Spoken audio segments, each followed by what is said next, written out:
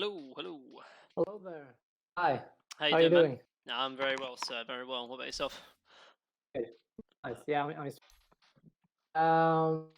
okay, so I have two games Mm-hmm. we could watch. Sure. They aren't Ursa this time. Okay. This one. Uh, it's Luna. Luna blessing. Yeah, I think this is the Cool. Pull this one up. first one.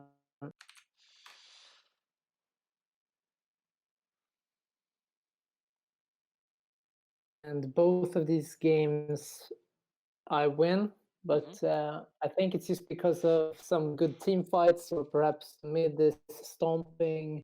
I do pretty bad in both of these games. Not like terrible, but my farm is not as good as It could be. in this not like this Naga game. This Naga outfarms me Mm-hmm. really a lot. Yeah, cool. We'll have a look. I mean, I'm always a big believer in that. Even if you win the game, there's still a lot of things you can improve and learn from. So I don't mind looking at replays where you win. I was thinking about that. Like, which replays should I analyze Yeah. extra? Like, do you have any? I mean, I think there's something that Jenkins says that I think is Yeah. quite cool. He says so 40% of the games you play, you'll win and you'll kind of get carried, and there's not much really else you like need to do. Then there's 40% of games where you lose, and there's not much you could do about it really. Like your team's just terrible and you're playing really bad. But then there's like 20% of games where you are critical and crucial in whether you win or lose. Yeah. So really, it's trying to find those 20% of games. So whether you win those 20% of games or lose those 20% of games, like those are the ones you kind of want to watch and to replay and to analyze really, because those are the ones that you'll get the most out of. The 20% where you are critical, Yeah, or critical. Yeah, whether kind of whether like you win or lose, kind of yeah, more so much on your performance kind of thing. But I mean, to be fair, you can learn a lot in a lot of different games. yeah, So it doesn't matter too much really, but just those games are the ones that are probably most valuable to learn yeah, from, because you'll be like, oh, okay, I lost because of me, But if like, and the best way I try and view it is like, oh, okay, if there was a better player playing, me in this game, would they have won? And if the answer is yes, then those are the games that are good to watch. Like I did yeah. That's a myself. good. Um, so for example, if I lose a game and then I'm like, well, if Arteezy was playing, like he would have won that game, for example. Like, but those ones are good because, then you can learn from it. But there's obviously always games where like you lose and like your team's Yeah, like feeding and like destroying items, and it's like doesn't matter. No pro player would be able to win those games, because it's like if their team yeah. is purposefully feeding and stuff, there's not much you can do. So, um, Okay. cool. So we jumped into the game. Can't So see your screen though. sorry, I haven't enabled it. That'd be my bad. Sorry. There we go. Cool. You can see it now, yeah. Perfect. Yes. Cool, cool, cool. So, talk to me about your pick. So you're picking fourth normally, obviously, as the carry. So was there any Yeah. like what was your thought process of like picking Luna, or in this game in drafting wise?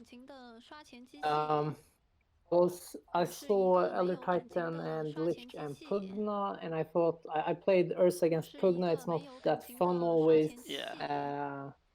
So I felt okay. I'm gonna go Luna here. Mhm. Uh, Yeah, I mean, I think I mean, if like, I I mean, thought how? Luna might be pretty good against him. Yeah, I mean, she's not bad. I think she struggles quite a bit against Elder Titan because she has such high agility gain, and obviously Elder Titan can kind of completely nullify that. So that's Yeah. one thing that I might be kind of question. I mean, what in terms of your kind of hero pool in terms of carries? Is there like a few, or like who do you have in your carry pool? I'm just trying to think about because Like drafting is Luna, important. Luna, Ursa, Wraith King, Mhm. PA, Jug, Okay. Void, Okay, so there's quite a few kind of things. Drow. I only say it just because drafting is important, particularly at your bracket where it's like ancient divine. That's where things can matchups can be quite important. Yeah.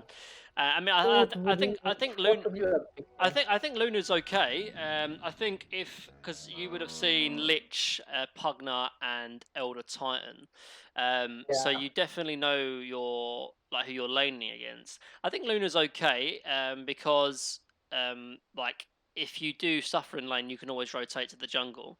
But I feel perhaps if I mean, PL is not a bad shout because you know those three heroes really did not too much against PL. I mean, Elder Titan does a little bit, um, but I think Yeah, Luna's okay. fine. It's just, I mean, I definitely wouldn't be picking Ursa in this game against Pugna. And Elder Titan both are really annoying, and as well as Lich as well, actually, because of the frost armor. I think Luna is fine. It's not like an ideal game. Um, I think maybe like if you don't play PR, I definitely would recommend trying to learn him because he's like particularly in some games where because on the fourth pick, obviously the carry can't see your matchup either.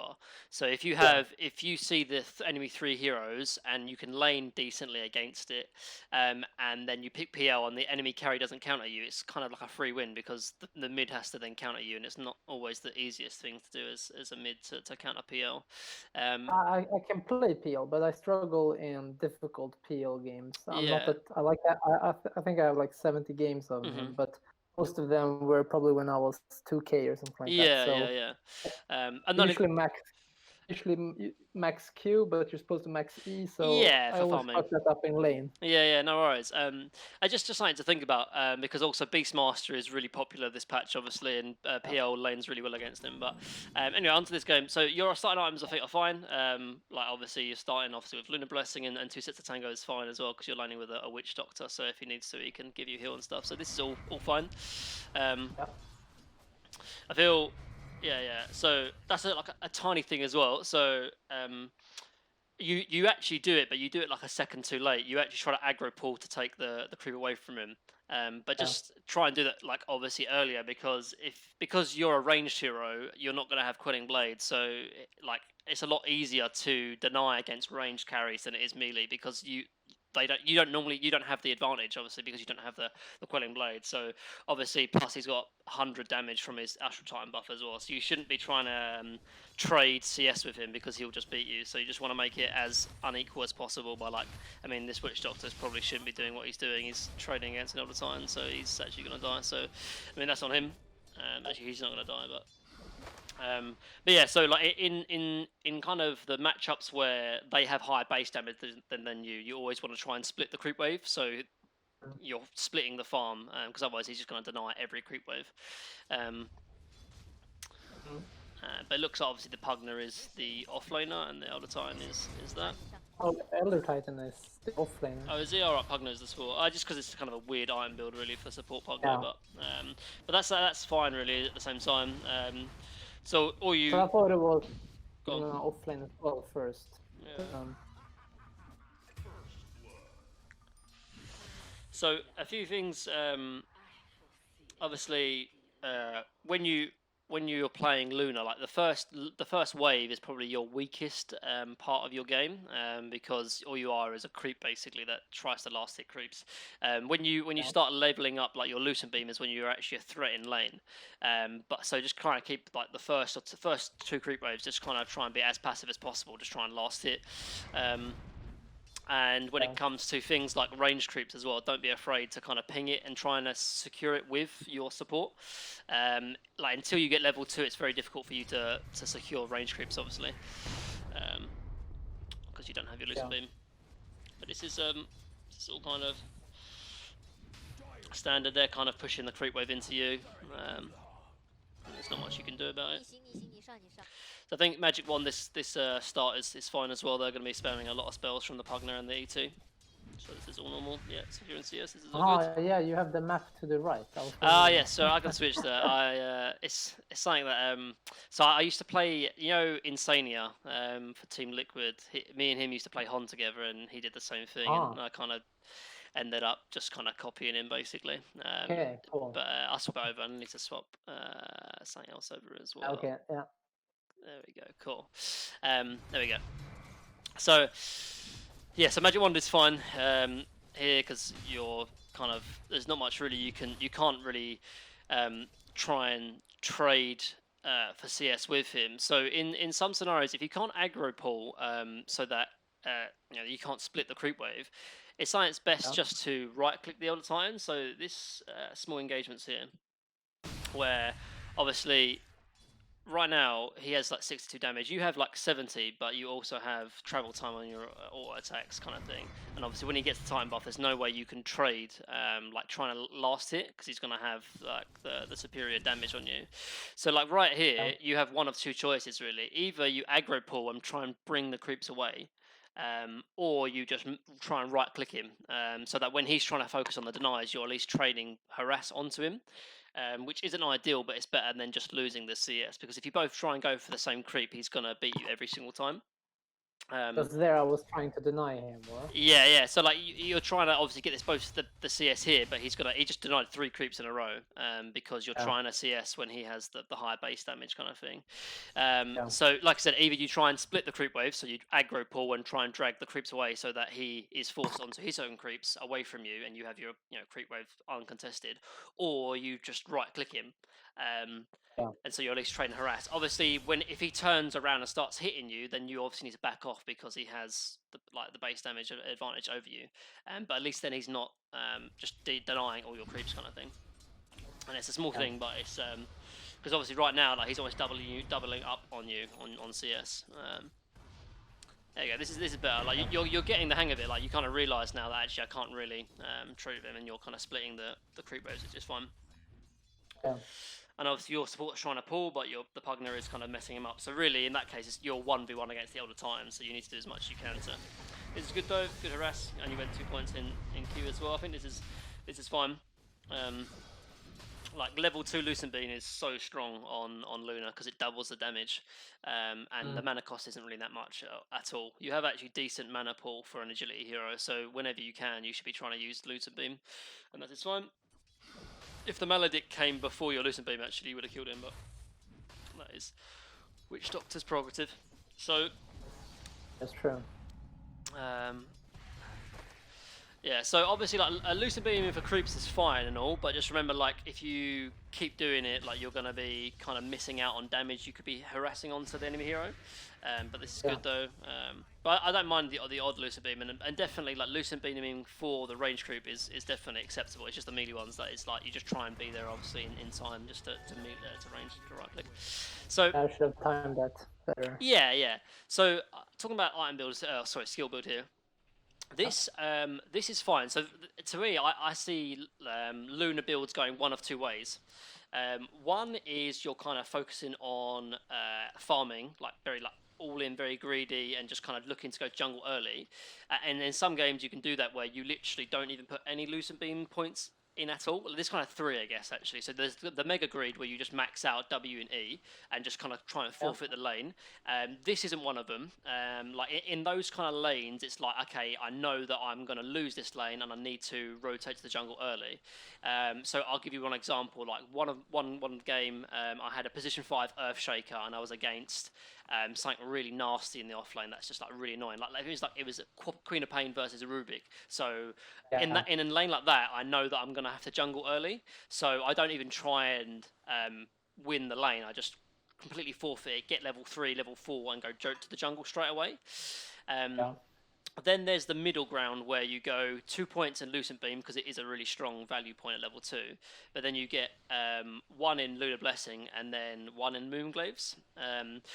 Whereas this, the build you're going for, is kind of very lane oriented, going kind of double points in Lunar Blessing, because the second point in Lunar Blessing is actually quite weak. If you look at it, it's only 5% extra on base damage and base armor, and early on 5% on base damage and base armor is actually very minuscule. If you look at it, it's about 3 or 4 damage. Like if you see from level 3 to level 4, so you're getting +9 from the level 3 Lunar Blessing, and then when you level up to level 4, you get from 9, it goes to 9 to 13, so that's 4 extra base damage you're getting from Lunar Blessing. Not only that, but you're also leveling up, so you're getting extra agi. So more really, like, you're getting 2 or 3 extra damage, which for a skill point really just isn't worth it. When should I go Glaives here? So Normally the glaive point is just natural. However, there's the exception where you don't want to get the glaive point because you don't want to push the lane. So if you're in a tri lane, perhaps you don't want to get glaives at all because you don't want to push the lane. But in a 2v2, I think it's fine to go glaives anyway, because really, moon glaives is the skill you want to be maxing for your efficiency in farming, because at the rank 4 it goes from 3 bounces to 6, so it doubles at rank 4. Like, ideally, how I kind of view things is if you want to contest a lane, which I think this lane you can kind of contest. Pugna Eldertine isn't particularly strong. Witch Doctor is a good support with you. So if you want to look to even start maxing your Lucent Beams, that's fine, but you have to get points in Moonglaves because you'll eventually will rotate to the jungle, and jungling without Moonglaves is just a terrible decision, really. So I would almost very, very rarely go 2 points in Lunar Blessing. I'd be looking to max Q and W. Obviously, the one exception is if you're ultra greed and you just want to max your passives. But yeah, so but that's interesting. Yeah, it just because right now you're in an awkward position, because if you want to try and secure the lane even more, when you hit level 5, you're going to want to have Lucent Beam, because obviously the higher points in Lucent Beam is the more likely you're going to try and contest the lane, obviously, because it's the best spell. It's the only spell, obviously, you have. But then you're at level 6, you're like, do I get Eclipse? And then you're level 7, and then you don't even have, like, Moonglaves at level 7. And it's kind of like, that's the time the lane phase kind of breaks down and you want to be jungling, so it's kind of like an awkward point. So it is very difficult to know when to skill build and how to skill Luna, because she is kind of like that. Obviously, when Eldertine has lots of damage from his Astral Spirit, he's very strong, but he's diving very much. Salves up TPs. Yeah, I mean, that's just, he just kind of fogs you in the trees. Not much to do, but that's fine though. Like, he ends up TPing back to base. And now you have kind of free reign on this lane. Lots of pausing. But yeah, and so it's just kind of knowing your matchups, because obviously right now, like, he's like 11 CS above you, which is quite a lot, obviously. Average, I think I told you this last week, but average sort of CS, you want to have around like 23, 24 at the 5-minute mark, and obviously you're 15, and so because of that, your net worth is like 1,600. You want to be like around about 2,000 at 5 minutes, but and 4,000 at 10, and then 6 at 15. Exactly, right? yeah. So it's just, these are just kind of ballparks. Obviously, it will change depending on the lane, but if nothing too crazy happens, then that's something to think about. Good pressure here.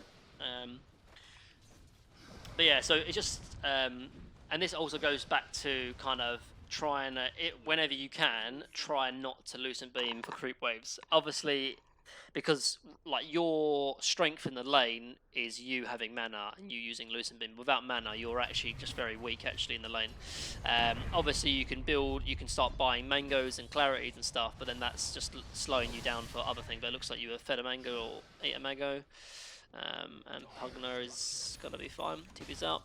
But this is still good because, what you're doing is you're kind of splitting the offlane. Like, obviously they're strongest when they're as 2 and they're together, but Elder Titan TP back, and now Pugner's TP back, so it's kind of like you're getting quite free lane for the most part. I got 2 wristbands here. Should I have done that? Yeah, for sure, definitely. Like I said, like, you always want to have 3 build-up items on like any carry, and for an agility hero, double Wraith Band into Magic Wand is kind of the standard. Obviously, Ursa and other things is different. Elder Titan is kind of very, very scary right now. So this, in scenarios like this is sometimes where you think, right, okay, maybe we can't contest the lane, and you just want to be hitting jungle creeps, but you can't because obviously you haven't got points in Moonglaves. And I think when he gets phase boots as well, you're going to be kind of in a little bit of worry, but your mid sort of rotates to help out, I guess, which is kind of nice. Gives you a bit of. So yeah, so like I don't mind you going 3 points in Lucent Beam, but you definitely want to get a point in Moonglaves, obviously. Yeah, that's good. Just something to think about, because obviously, like, if the lane does become really difficult, you don't have really any other alternative but to lane, and obviously it's always good to keep your options open. Like, say for example, I mean it's unlikely, but let's say Naga is crushing bot, right? And then Naga is crushing bot so hard that she doesn't need Lich, so Lich then rotates top. So then you're against a tri lane, and you don't have an option to go to the jungle because you don't have Moonglaves. And that's Yeah. simple as that, really. So you're kind of just in a suboptimal kind of position, really. So I usually go Helm of Dominator on Luna. yeah, so that's another thing as well. So like, I think Luna's actually a really nice carry this patch because there's a lot of ways to play her in terms of skill build, but also item build.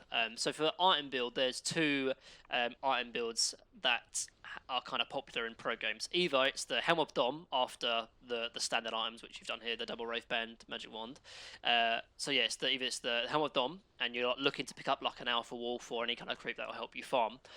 And you can stack ancients with it as well, or they go like the Dragon Lance, kind of rush for extra stats. Now Miracle, this kind of divides pro players really, because I've watched every Luna game from Miracle. He always goes Dragon Lance, and I've watched a lot of Matumbaman Luna plays, and he always goes Helm of Dom. So it's like it just is a bit of personal preference really. Yeah. Yasha then. Yeah, so and then they build into Yasha after, but they're never Yasha first. No, normally they go Dragon Lance first. Well, so Matumbadan doesn't even build Dragon Lance. He goes Helm of Dom into Yasha, and then Miracle goes Dragon Lance into Yasha. And the Dragon Lance is just useful because, so in scenarios where you want to kind of focus on farming completely, the Helm of Dom is better because you can kind of stack ancients and you farm incredibly quickly with Helm of Dom. But like a player like Miracle, where he's getting involved with like Lucent Beam attacks and eclipsing, then the Dragon Lance is useful because it has extra stats and also it gives you the range as well to kind of be useful in team fights. So it just kind of depends what kind of game it's going to be. And I feel the best way to kind of determine what kind of game it's going to be is who you're laning it, or how your lane's gone, but also what your mid player is.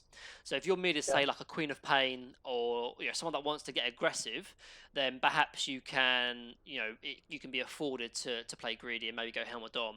But if it's like a mid that's kind of also wants to farm, then maybe look to go Dragon Lance, because then you can get aggressive if you need to, and those are the two kind of play styles I've seen. But I get it, it can come down to personal preference, because I've never seen Miracle go Helm of Dom, and I've never seen Matumbaman go Dragon Lance, so it's a bit of personal preference really. Myself personally, I prefer the Dragon Lance than the Helm of Dom, but that's because my micro is pretty trash, to be honest, so it's like one less thing to think about. But like I said, it's how you use it.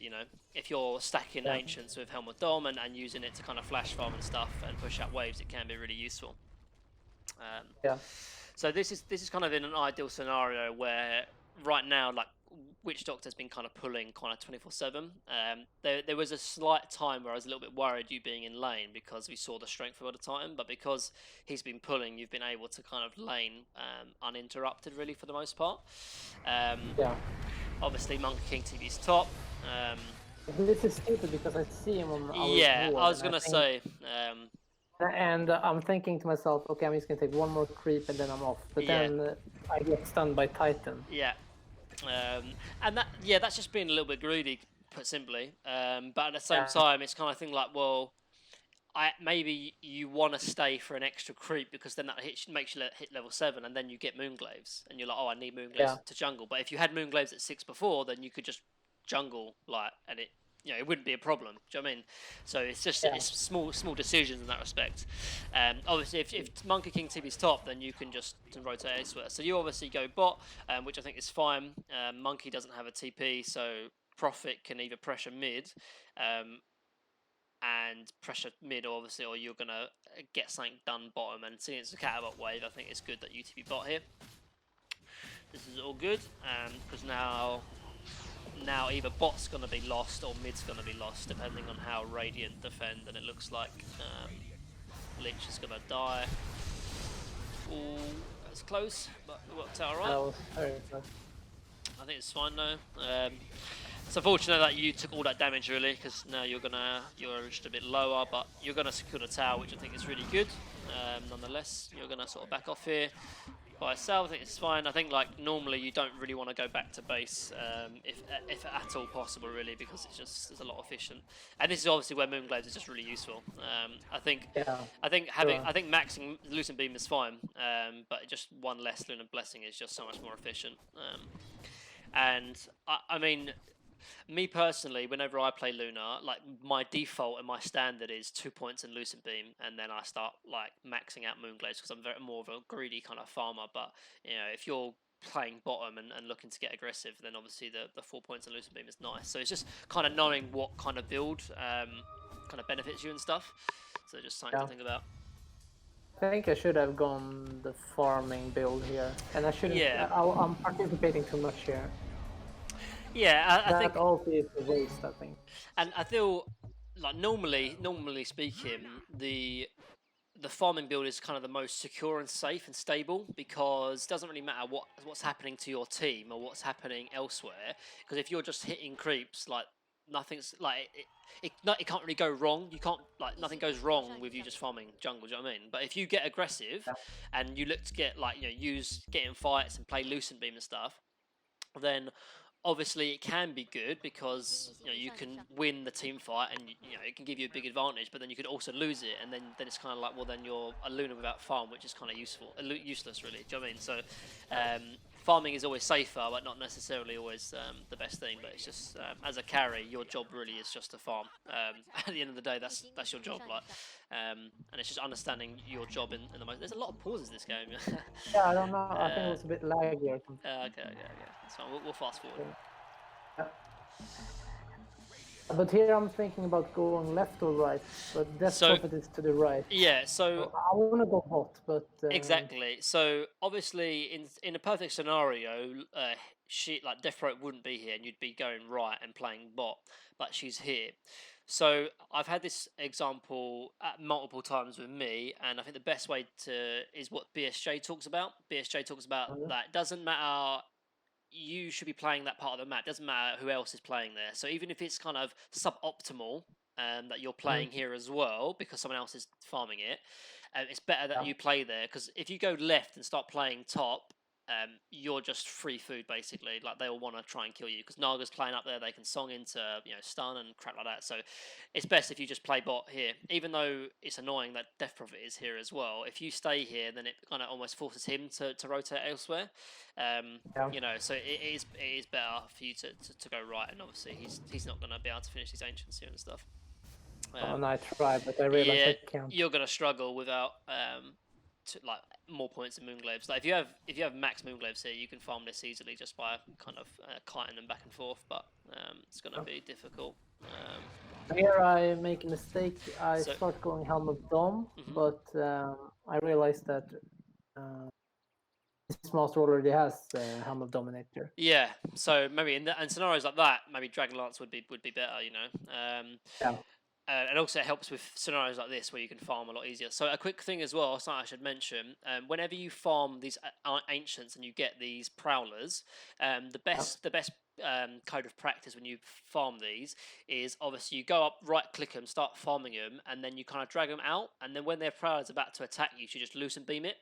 Because obviously, first of all, it does a lot of damage, but what it does, it interrupts him, so then he just runs back without even getting an attack off. So it's kind of I only realised this because I was watching a lot of replays from Miracle and Matuma Man, and they do it every single time for this, and it's just you farm so much quicker, and also you don't take any damage. Obviously, right now you took loads of damage, so just keep that in mind when you're farming prowlers on Luna.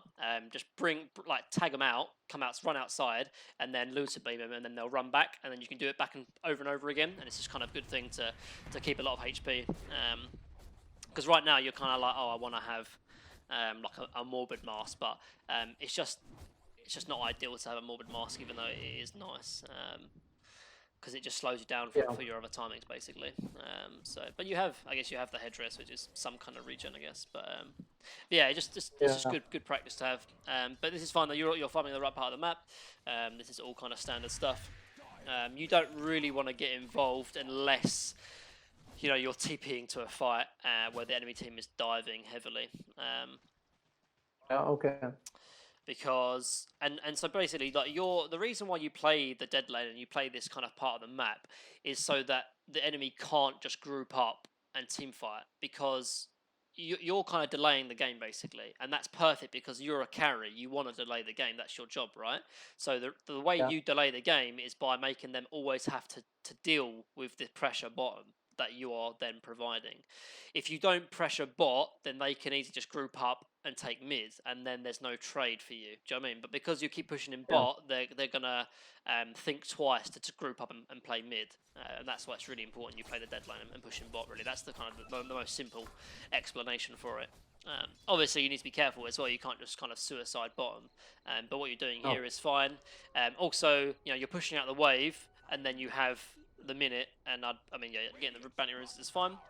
But obviously, you have farms, you have creeps to farm back on, to fall back on. I think something that you, when you kind of get into this rhythm of playing the dead lane and pushing it out, sometimes you might feel justified in pushing a little bit extra up forward because you don't have any creeps to fall back on.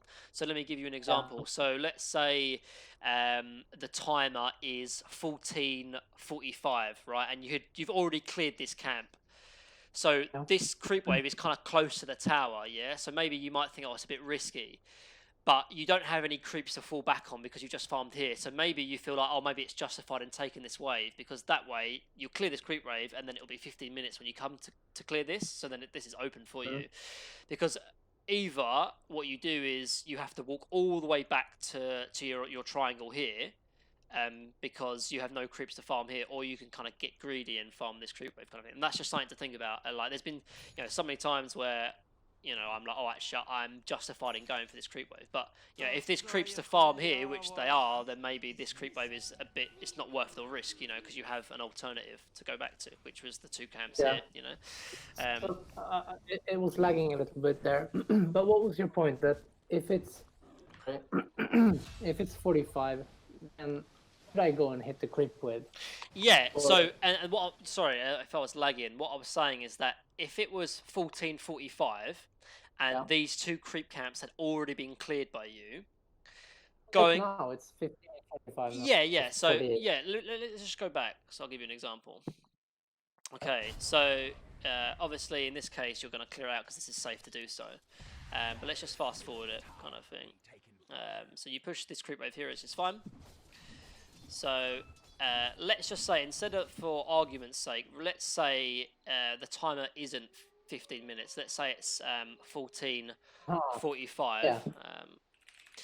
I can't enter for some reason. Anyway, then you'd be more justified in going for that extra creep wave.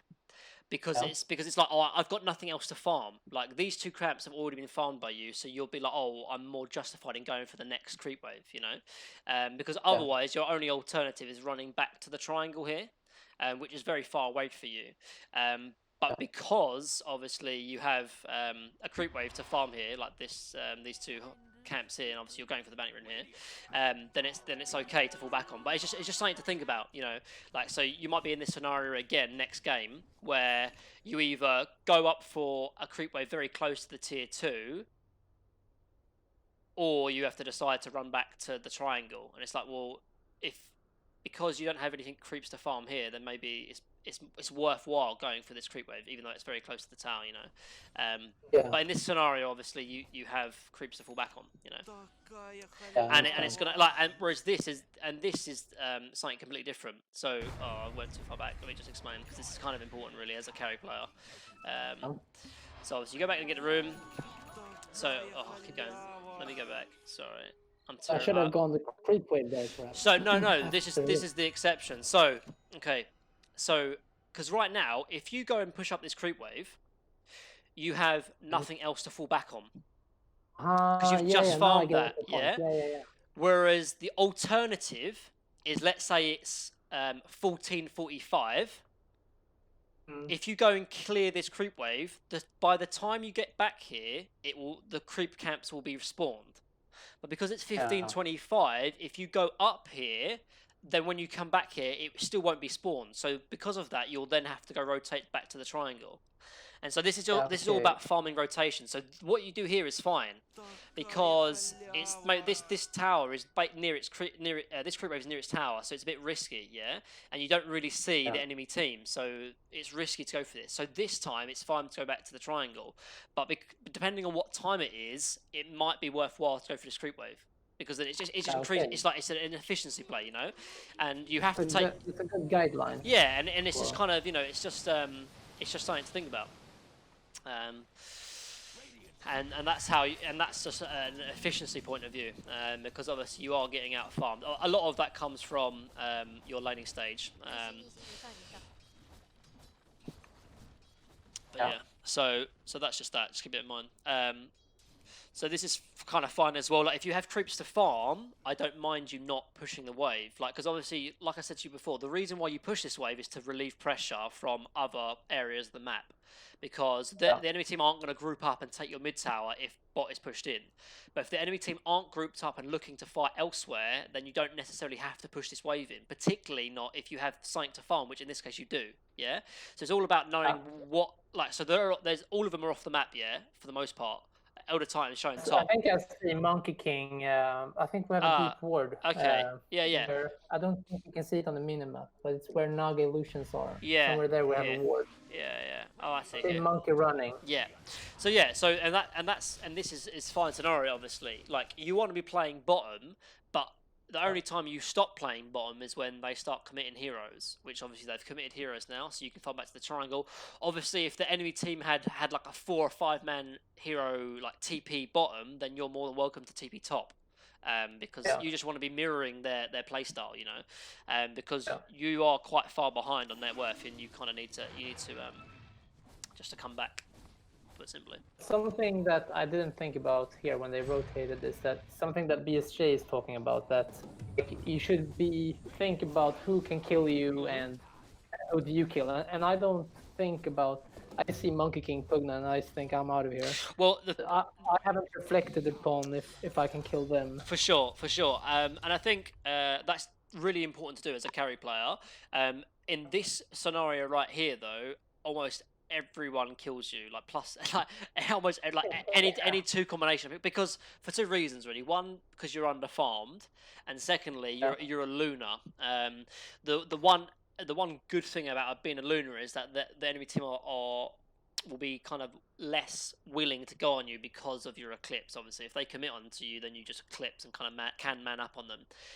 But that kind of, I mean, it's important on any carry, but particularly the most important heroes is like the heroes like Anti-Mage, where your job is a split pusher and to try and play as aggressive. To push it. To push the limits, you know. Like Jug. Like Jug as well. Jug and Anti-Mage are perfect. So it's like, okay, what combination kill me? Okay, if those heroes I see on the minimap, then I can push up to the tier 2 or even cut behind the tier 2 tower, you know, because those heroes kill me. But in this case, like I think almost any two combination of heroes, maybe a core plus a support, can kill you because you're very underfarmed, really. So it's just science. But yeah, it is an important aspect to think about. So in scenarios like this where no one's showing top, because obviously for the most part, like every game is normally mirrored, right? So if no one's pushing top, then you should be reluctant to push bot, because why is no one pushing top? Well, it's because they're looking to set something up on new bot. You know, there's 3 bot and stuff. So particularly, obviously, if you have like if you have a witch doctor behind you, then maybe it's a bit more safe for you. But it's just something to think about, you know. Obviously, calling out here. I think I'm calling out that monkey's probably in the trees. Exactly. And that perhaps we can kill them here. Yeah.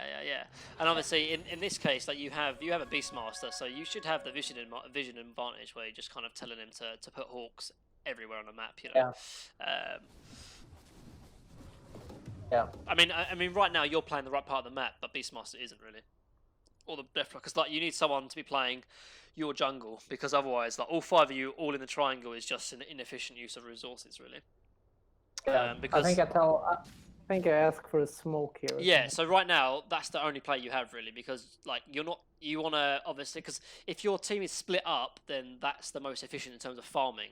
But if you're all clumped together, you should just take the advantage to smoke, particularly if an enemy member is like shown top. You know, like right now it's perfect just to smoke bot and fight bot, because for you, the best place to fight is in their jungle. The enemy team doesn't really want you to fight there. But if they're gonna play bot, then you should fight into them. Because if you win this fight, then you take tier 2, and it's like then you have even more control of the map. They get nothing. Yeah, and they get nothing exactly, even if they win the fight. So it's good for you. Obviously, and this is the whole point of you. Obviously, unfortunately, I don't know how he survived. Yeah, you got fogged a little bit, unluckily. And it would have been better if your team was kind of sitting behind you. This is a good call ulti, and you set up. And yeah, this is perfect. That's a great fight for you. I mean, they're just stupid. They shouldn't be fighting it, particularly not because Elder Titan had shown top without mana and stuff, so you can't really join the fight. So let's have a look at this TP here, because TPs are really important to kind of mention. Obviously, we fight bot, we know that, and then UTB mid to defend the pot push from Naga, which I think is fine. I mean, the other two cores TP is just unnecessary, really. I think Naga probably can kill me, but she seems to be playing very. Yeah, I mean, like obviously, if she commits onto you, then yeah, sure, TP. But like this TP, these two TPs here from like your TP is fine, because obviously you were defending the mid tower. I'm just trying to think about like, so let's say that Death Prophet TP'd in mid, yeah, you shouldn't also TP in, if that makes sense. And so, alternatively, because you're the first one to TP in, they don't need to TP in. Because right now, you win a fight bottom and you have all this pressure, and then immediately the pressure is kind of gone because all your core heroes are now mid instead of bot. Do you know what I mean? Yeah. So it's just kind of like unnecessary. Just saying it from their point of view, but it's somewhat related to you as well, because if you weren't the first person to TP, then it would have been bad. I shouldn't have TP'd in. Exactly. Either. Yeah. So only one person. It made that TP in if Naga mans up or something. Yeah, exactly. Then it's a bit different because like right now, if you think about it from a farming point of view, right now you had pressure bot and you could have pressured bot tower, but now that TP mid, now all the cores are missing and everyone on Radiant is now alive, so you just lost that opportunity. And it's inefficient, sorry, from a farming standpoint as well, because you've missed this hard camp, you've missed this, like, not just you but your team, like, and you've missed all this jungle creeps now. But that's what I feel this whole game. I'm missing so much farm all the time. I'm just running around. Exactly, and as a Luna, you don't want to be running around, you want to be hitting creeps, really. So that's just a standard thing. I played a Luna game somewhat recently, actually, and I might upload it to the YouTube channel because I haven't done one on Luna, but that would be cool. Yeah, and literally, and the game I play, I just farm the whole game, and it's like, and it looks like we're losing, and then I hit the timing where I have Manta, BKB, Satanic, and then we win one fight and we just end the game, and that's kind of the style of Luna, really, where she farms really effectively, and then she has good, strong team fight presence when she has items like BKB, so it's like you don't. Like right now, ideally you'd prefer to be like the net worth of Naga, even though Naga is like very not involved in this KDA. Like you're 114, which is like more involved than the Naga, but she has far more net worth than you. And it's kind of like you want to have this strong peak as a Luna where you're farming really like loads, and even if you're not necessarily joining your team, it doesn't necessarily matter, because there'll come a top point where you have all this net worth, you hit this critical mass, and then you'll just mow down towers like so easily, So I'll try and upload that because yeah, for sure. Right now, it's, even though you are being somewhat successful like in getting these kills, they're not really changing the game. Like you're getting a few kills on the supports, like this Lich is now 0 and 7, like feeding and stuff. But really, the win condition is this Naga, right? Like if she's like, like if she feel that okay, we're winning the fights, but I feel Naga is out farming. Yeah, and she is, but like quite a large margin, And so it's one of those things where you kind of just have to be a bit more disciplined, where like you just need to be focused more on farming. Obviously,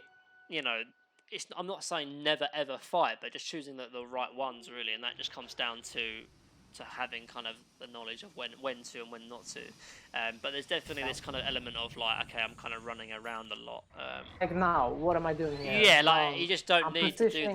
Myself. The thing you should be thinking is like, right, okay, where's my place to farm? Like if they've shown Monkey King, Elder Titan, then you're more than welcome just to pot is pressured in as well, you can just TP and farm your own jungle. Like obviously you want to be Yeah, playing yeah. bot, but if there's nothing to farm because Beastmaster's taking it, just Yeah. keep your farm up. You know, that's your kind of mentality as a carry. You know, because it's like it's almost like you're playing a bit like a utility Luna, like almost like a position 3. Yeah. But it's like you need to be hitting creeps because that is really your job as a carry. You know. Yeah. I Yeah. think I do a stupid play here. I see the blade mail on Elder Titan, but then I kind of panic and I push ult anyway soon. I think, I'm not sure. Yeah, I guess I'm just trying to push bot, but I don't need to since Monkey King and Elder Titan are here. I should just go farm jungle. Yeah, basically. So obviously, because really, like, this is yeah. I mean, just getting fogged. But ideally, like this game to me, it's almost like the Death Prophet is the carry, because she's playing alone, and you're playing with the team. Which really, the duties and the jobs of you and Prophet should be different. Because Prophet obviously is the mid, she's the aggressive one, she has the real tower taking potential, and she has the better spells really to be useful in a team fight, whereas you should be the one playing alone. And obviously that comes from just kind of a little bit of communication from you and your mid player really. But obviously as a carry, normally this patch especially, the carry is the one that plays alone. So if you know, do you know what I mean? And that just something's a bit off. Like if the Prophet is the one kind of defending lanes and relieving pressure or creating pressure, because she really wants to be like right now. If she had ultimate, this tower would be shredded. Instead, she's top, like dying to this Naga instead, which it just isn't ideal, obviously. And obviously that's not necessarily always that's not all your fault, but in some ways, like. You need. Always it is because I seem to be looking for fights. Like I'm positioning myself to fight them all the time. I should just back off more. Exactly. I think. Yeah. Like, I think I feel like when you get BKB, it's a bit different because you have the items, you have that kind of critical mass, so to speak, of like when to fight. But like ideally, if they, I mean, I know the fights have been okay for you, but they can go. Like this, what I'm trying to say is that this game could be actually a lot worse for you. It's just kind of lucky that you've kind of been winning these engagements, even though it's been a bit risky. I think Naga is like underestimating how strong she is or something. Like they could just sleep into Elder Titan ulti or something like that. Like she has Manta Diffuser now. Like she's more than willing. She should be more than willing to fight. And without a BKB, you will just feed every single. Like if they coordinate properly, obviously it will be really bad for you. So like the thing about Luna is that she farms really fast, and then when she has her items, she can teamfight really well. And so it should just be thinking, okay, how do I maximize my farm? And then when I get those items, I'm looking to smoke up with my team, fight, and then we'll just win the game. That and going forward. But until that fight point, that's the kind of mentality you want. But this is good though. So this is what we're talking about. So they're grouping up to take mid. Obviously you don't know that, but they're smoking. So you want to be. This is good Manta Illusion as well because you don't know necessarily where they are because they're smoked up and you have vision here. So they could be smoking you bot. So this is a good play because you're still playing the right part of the map. You're still creating pressure eventually. It's just coming from your illusions instead of your hero, which is fun. So this is good. This is good map awareness. So when that stomp happens, like, and you see Naga Illusions here, you should know that they're playing your triangle. And when that happens, I know you're playing back, and this is like the ultra safe play, but you could be pressuring bot as well, because the reason why, and I'm not saying this because I have God vision, I can see them doing it, but you have to think about how, like, first of all, they were smokes, right? Because top was being pushed in. You have vision here. So the initial play when you go back here. So let me just bring it back. I think I went too far back. Let me just have a look. Fast forward. So right here, this is fine. So right now they're smoked. You have vision. So you know something's a little bit off, and you scan them here as well. I didn't even see the scan, but you die scan here, and it's red. So you know they're smoked, right? So they potentially could swing down from river and smoke into you. So the play you do here is good, right? You manta and you kind of back off because you don't know where they are. an However, ASAP turn as soon as I see they are in the yeah, triangle. when you see this spirit here, you know they're no longer smoking down to you. So then they're in the Mhm. triangle. So now you should be pushing bot. And the reason why you can do that because you have this shrine and there's no tier 2. So the only way they get to you Typhoon. bot is if they run. And now because the smoke is off, if they start running bot, you have vision so you can just see them and TP out into the trees. Mm. But instead, Right. what you do is this actually helps them quite a lot now because now like you're playing in the area they want to be fighting in, and you're almost giving them the Yeah. fight. And even though you're 2k up, like yeah, you could fight them, but you could also pressure bot because if you start pressuring bot, if you clear this creep wave here, and then creeps start hitting the tier 3 here, then they all have to respond, and when they Yeah. respond. Like what will most likely happen is one person on the enemy team will TP bot, and if they're still in this area when they TP bot, then you can fight 5 versus 4, and it's that easy scenario where you've forced out a rotation and then you go and fight them with numbers advantage. You know, Yeah, that's um, that's a pretty big deal actually. yeah, and obviously, but that can't they don't feel the need to deal with bot because you're not pressuring it. You know, your Mana Illusion's No. about to die, and now you're here, and so really, and this is the perfect place for them to fight. Obviously, if they dive you to the tier 2, then they're stupid and they shouldn't do this, right? But I think Titan died.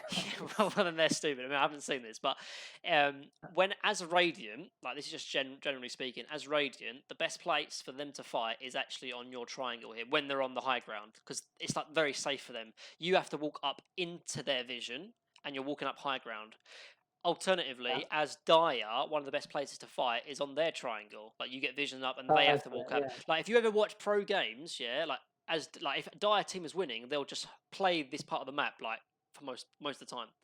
Um, Yeah. and that's what they want to play. And so your movement by pressuring bot counts makes them force them out of this position because one will Yeah. TP out, and then obviously then you can go into your triangle because you'll have the numbers advantage. But you doing this Mm. right now, they can just stay up here.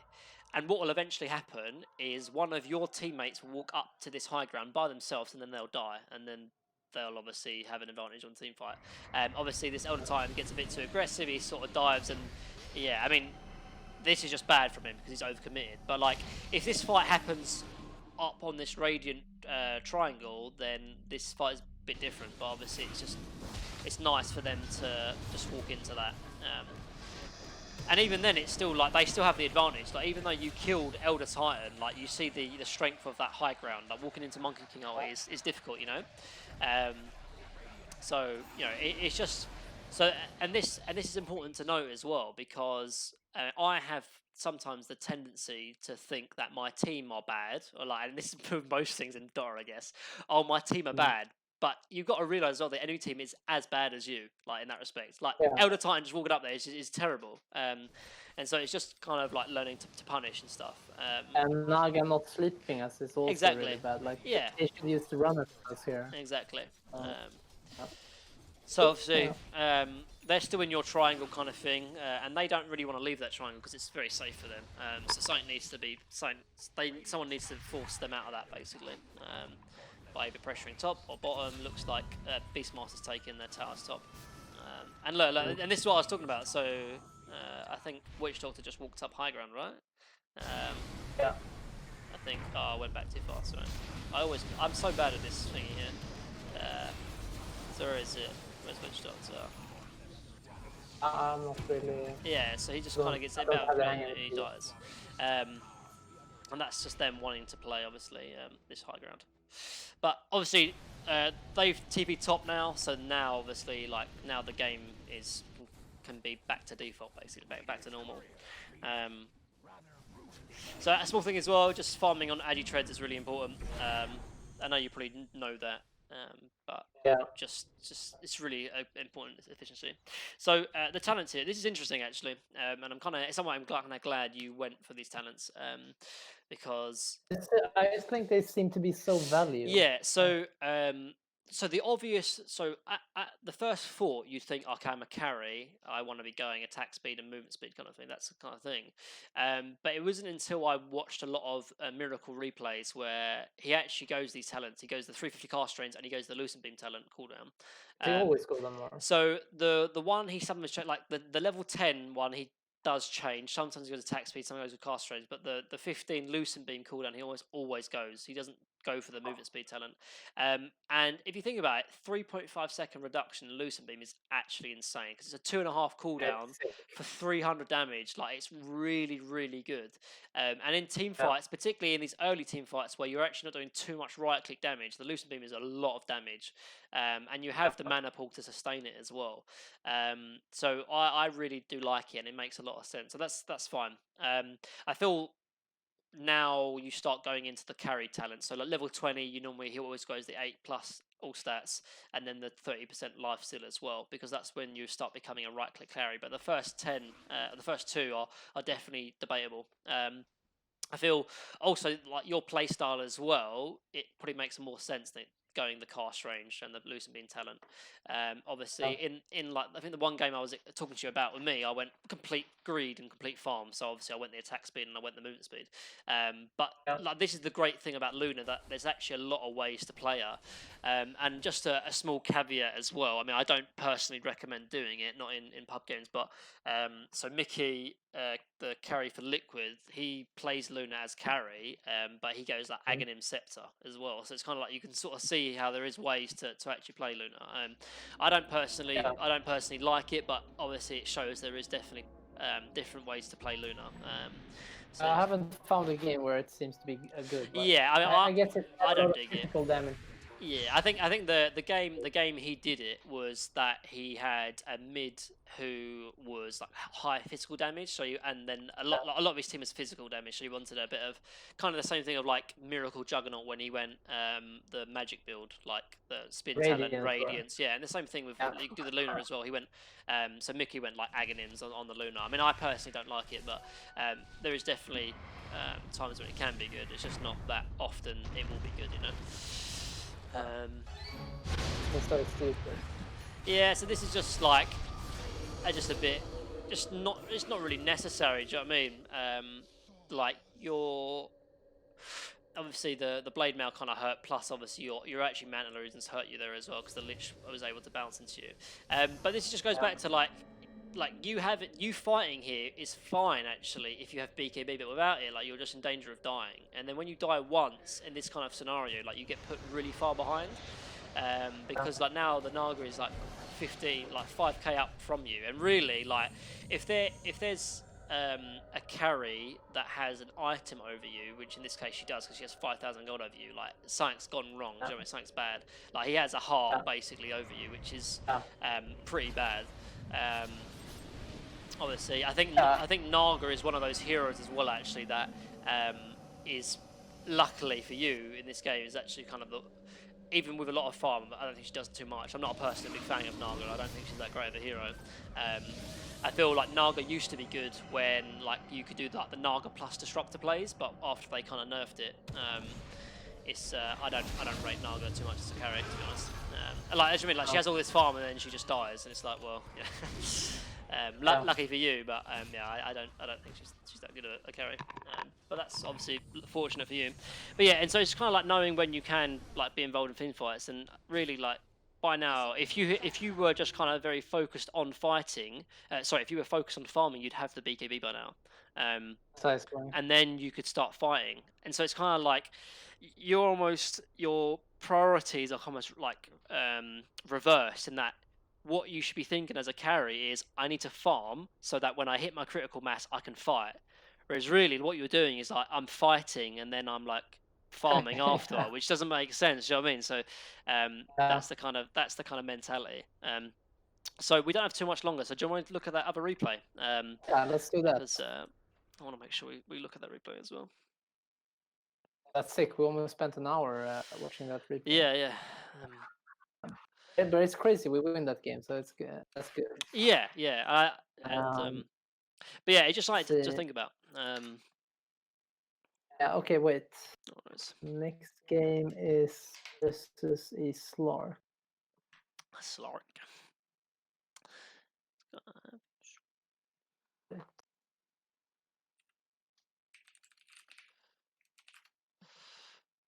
Okay, there. Mm-hmm. So this game, I'm thinking about picking Ursa. I see Doom, Rubik, and Dazzle, but I'm not a big fan of.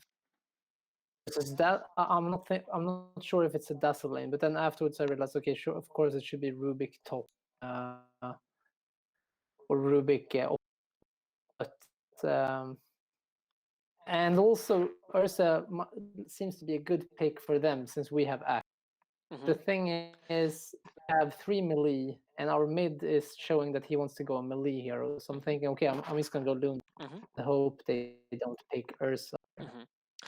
Yeah, Ursa does wreck Luna. I think we talked about this last last patch because you played it. Yeah, yeah, and that sometimes just happens, like because of how kind of the picking order works now. Like some carries, you can just get unlucky where it's like, oh crap, like because I play a lot of anti mage sometimes, and the worst matchup is Troll Warlord. So it's like, oh, this is a perfect AM game for the 3 heroes they've shown, and then they pick Troll Warlord, and I'm like, oh crap, and it's like it's a difficult because it's just and it's just what you can't. There's not much you can do about it. You just have to try and play, obviously.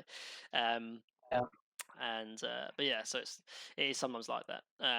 Slark is a little bit annoying against Luna as well, but you have the advantage over that you farm a lot faster than Slark, because probably in an equal net worth kind of game, Slark probably is favoured because your Eclipse doesn't do much, and obviously Luna her strength is kind of AoE, so like her glaives bounce to the enemy team and stuff, and it's like a kind of like a gyrocopter in that kind of sense.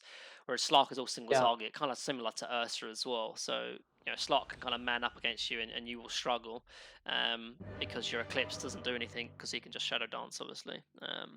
Yeah.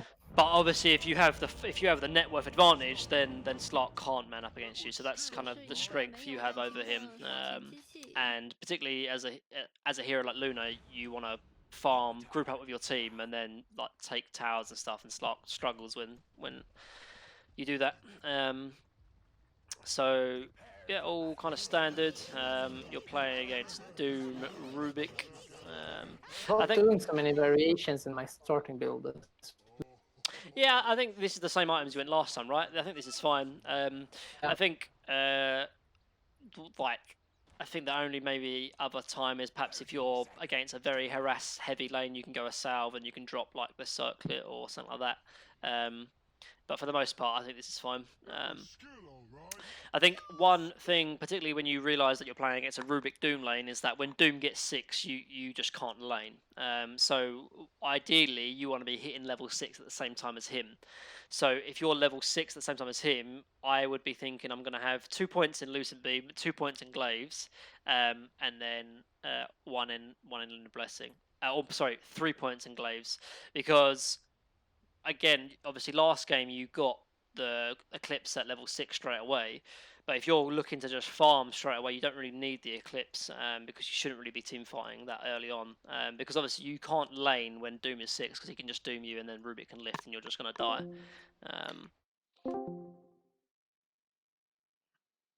Oh, we have technical difficulties. It might be because of me.